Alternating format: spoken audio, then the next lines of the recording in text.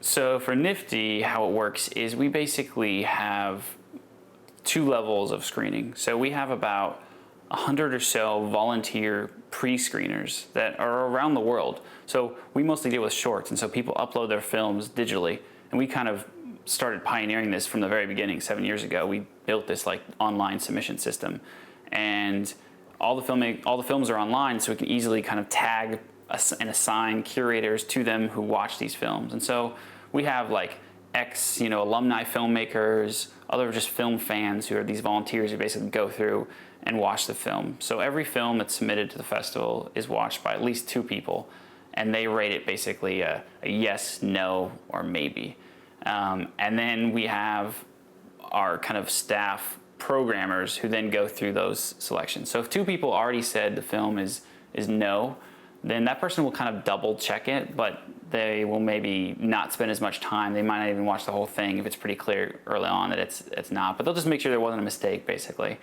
But for the yeses and maybes, they'll kind of rewatch the film and kind of help using those other people's comments that they gave with that yes and maybe. They'll help kind of decide whether or not it should be in the festival. But then, of course, there's more films that are yeses that there's even space to program into the festival. A lot of filmmakers actually don't realize that just because they didn't get into a film festival doesn't mean their film's not good. I mean, so much of it is, does it fit into the programming, into the schedule of that festival, or does it make sense for that festival? So, we program by mostly shorts by these blocks, and they're mostly by genre or theme. So like, comedy or love story or, coming of age or documentary. And so if there's a film, obviously if it's just an amazing film, we'll try to figure out how to fit it into the festival. But if it's just a good film and there's a bunch of other good films, if we find one that fits with a bunch of other blocks and can easily be marketed and promoted and it's going to get more people to come to that screening, then that's maybe a reason why that film would get in versus another one.